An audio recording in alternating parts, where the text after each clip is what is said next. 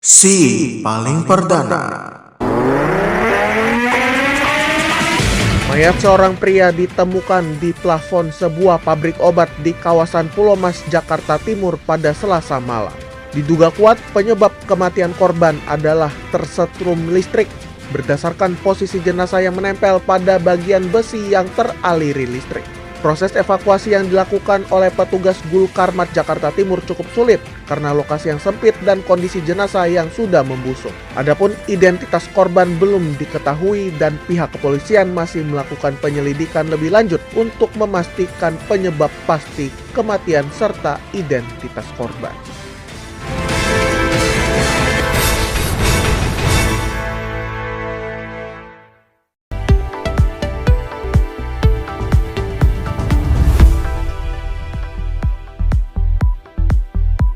Selamat pagi Indonesia dan selamat bergabung dalam DNP in the Morning untuk edisi 31 Juli 2025. Bersama saya Kevin Manoy akan menghadirkan informasi yang faktual dan terkini untuk Anda. Dan berikut berita selengkapnya.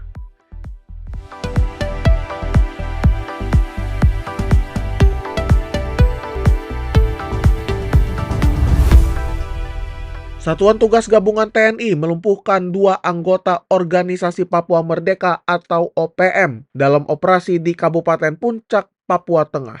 Operasi tersebut merupakan bagian dari operasi militer selain perang atau OMSP sesuai amanat undang-undang.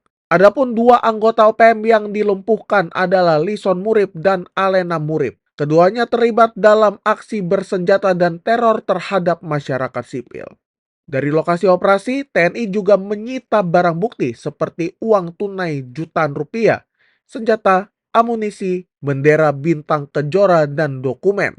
TNI juga menegaskan pendekatan humanis dan dialogis tetap menjadi bagian penting dalam menjaga stabilitas keamanan jangka panjang di Papua.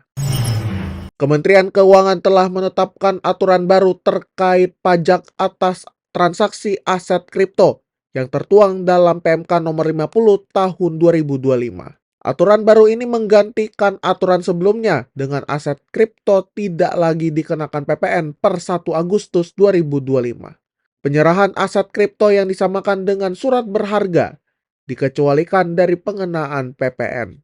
Jasa-jasa yang mendukung perdagangan kripto tetap dikenakan PPN, seperti platform perdagangan dan jasa verifikasi transaksi. Selain PPN, pemerintah juga memberlakukan PPh sebesar 0,21% dari nilai transaksi untuk seluruh penjualan aset kripto melalui platform digital. Kita beralih ke Jakarta.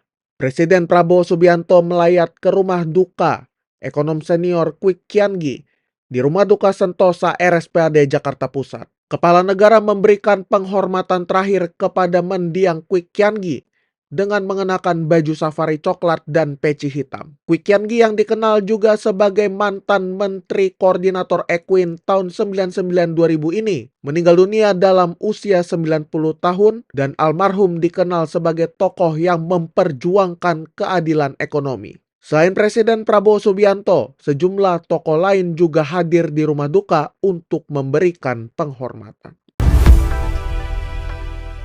Menteri Sosial Saifullah Yusuf mengungkapkan alasan Letkol Teddy Indra Wijaya diusulkan sebagai duta sekolah rakyat. Gusipul menyebut Teddy dianggap memberikan perhatian serius terhadap program sekolah rakyat yang digagas oleh pemerintahan Prabowo Subianto. Usulan tersebut datang dari 2 sekolah saat Seskap Teddy berkunjung ke Sekolah Rakyat Menengah Pertama atau SRMP 10 Cibinong. Kepala Sekolah SRMP 10 Bogor Fitri Puspitasari menilai Letkol Teddy konsisten mengawal sekolah rakyat sejak awal. Hingga saat ini, Seskap Teddy belum memberikan jawaban atas usulan tersebut. Tsunami akibat gempa berkekuatan 8,7 magnitudo di Kamchatka, Rusia pada 30 Juli 2025 telah mencapai beberapa wilayah di Indonesia termasuk Papua dan Papua Barat. Badan Meteorologi, Klimatologi, dan Geofisika atau BMKG mencatat tinggi tsunami mencapai 0,2 meter di beberapa lokasi di Papua. Sementara daerah lain seperti Morotai, Maluku Utara juga terdampak. Meskipun demikian, BMKG menghimbau masyarakat pesisir untuk tetap waspada karena potensi amplifikasi gelombang tsunami dan terus memantau aktivitas gempa susulan.